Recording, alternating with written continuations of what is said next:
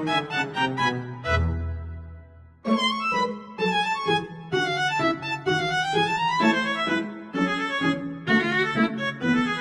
Iya,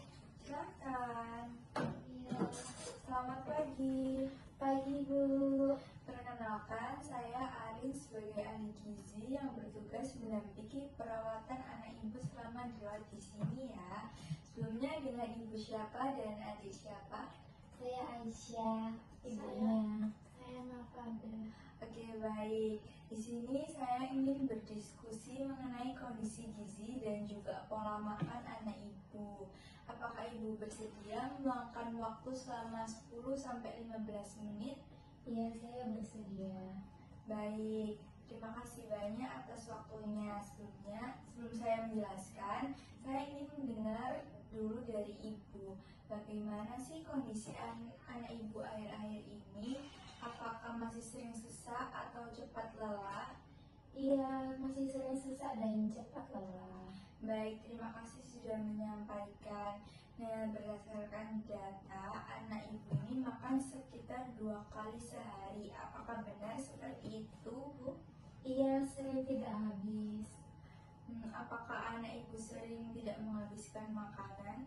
Iya, Baik, Bu. Nah, sebelumnya saya ingin mengukur tinggi badan dan juga berat badan anak ibu terlebih dahulu ya. iya, silahkan. Baik, silakan mengukur berat badan terlebih dahulu ya.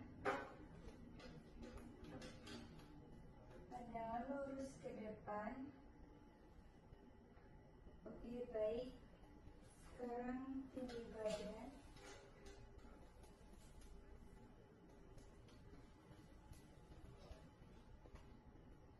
Pandangan lurus ke depan.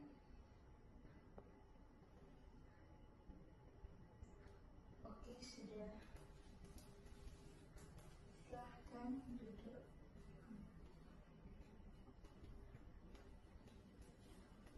Di hasil pengukuran berat badan anak ibu ini 19 kg ya Bu. Terus juga tinggi badannya ini 118 cm. Nah, kalau dihitung berdasarkan IMT, anak ibu ini menunjukkan status gizi yang masih kurang atau underweight. Selain itu, asupan makan anak ibu ini baru sekitar 50% dari kebutuhan Bu. Untuk frekuensi makannya ini 2 kali sehari dan juga ada penurunan berat badan.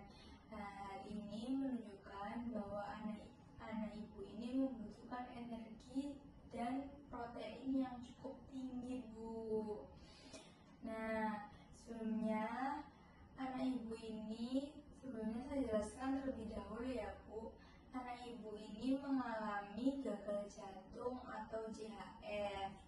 Nah, ini stadium sedang, di mana kondisi ini menyebabkan anak ibu ini mudah sesak, terus juga cepat lelah, dan nafsu makan juga menurun Bu. Nah, padahal pada kondisi ini tubuh anak ibu ini justru membutuhkan energi yang lebih banyak. Nah, tujuan kita di sini adalah untuk meningkatkan asupan makan anak ibu, terus juga membantu menaikkan berat badan dan mendukung kondisi jantung anak ya Bu. Nah, diet yang dianjurkan anak ibu ini adalah tinggi energi dan juga tinggi protein Bu. Untuk dietnya rendah garam dan juga makan sedikit tapi sering, sekitar 5-6 kali sehari ya Bu. Apakah bisa? Bisa. Nah, untuk makanannya itu makanan yang lunak Bu. Nah, ini saya ada list mengenai kondisi anak ibu. Nah, ini yang tentang CHF tadi ya Bu. Ini adalah kondisi di mana otot jantung melemah atau kaku sehingga tidak mampu memompa darah secara efektif untuk memenuhi kebutuhan tubuh Bu. Nah, ini juga ada gejala-gejala CHF ini, ada sesak nafas seperti anak tadi. Terus juga ada kelelahan ekstrim dan juga pembengkakan kaki.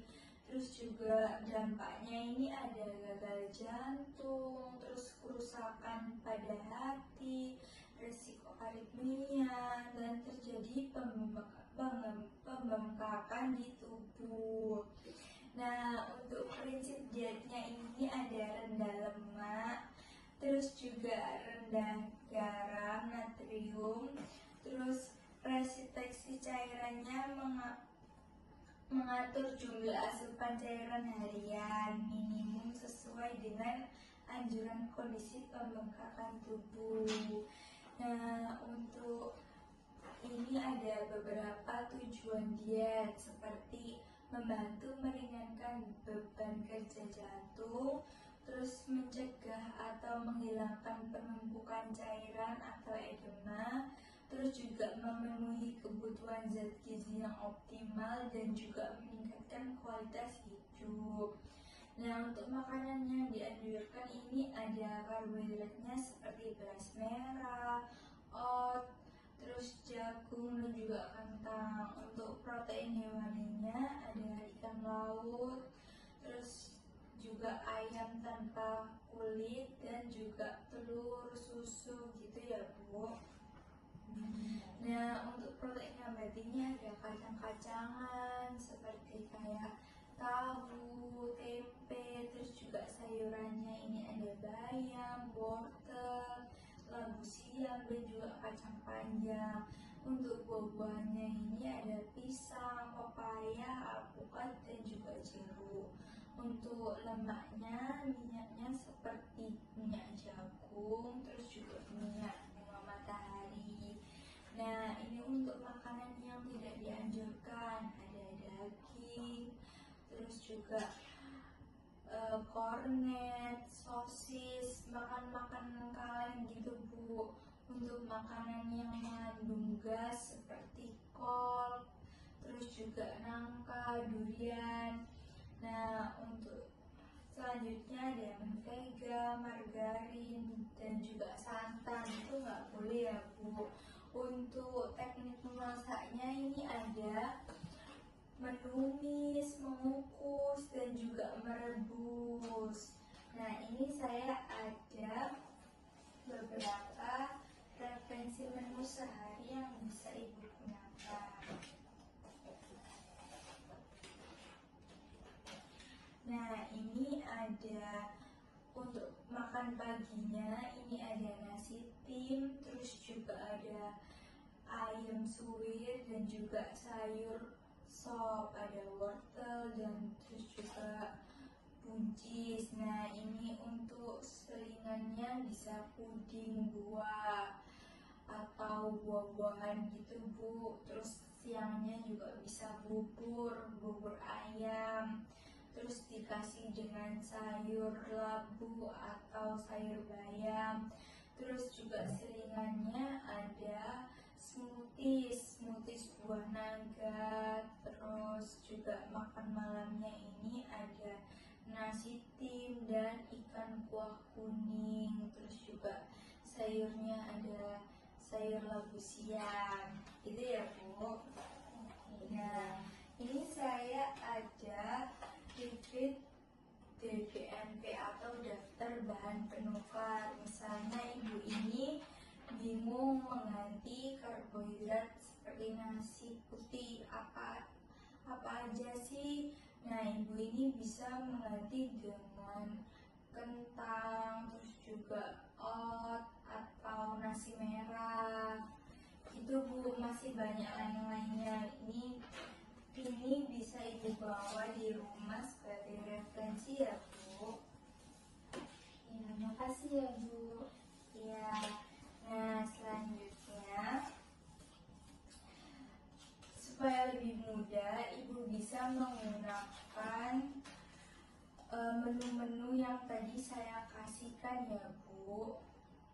Nah, menurut Ibu apakah memungkinkan jika anak Ibu ini memulai makan sekitar 5-6 kali dalam satu hari? Iya, bisa dicoba. Oke, baik Bu. Karena itu sangat membantu memenuhi kebutuhan gizi anak Ibu. Nah, supaya saya tahu apakah Ibu ini sudah memahami penjelasan yang sudah saya berikan tadi, boleh Ibu ulangi? Oke. Jadi anak saya tuh makan dalam sehari itu 5 sampai 6 kali. Oke, betul sekali Bu. Dan makanan apa sih yang perlu dibatasi?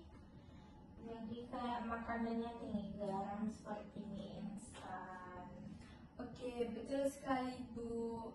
Nah, nanti kita juga akan memantau berat badan anak, terus juga jumlah makanan yang dihabiskan dan juga frekuensi makan Bu. Apakah semakin membaik atau semakin memburuk Bu? Nah, apakah dari penjelasan saya tadi ini ada yang ingin ditanyakan atau masih kurang jelas? Sepertinya sudah cukup jelas ya. Baik, terima kasih. Semoga dari pengaturan makan ini, kondisi anak Ibu ini bisa membaik dan juga berat badannya meningkat. Nah, jika nanti ada kesulitan, Ibu bisa berkonsultasi lagi ke saya ya. Oke, terima kasih ya Bu.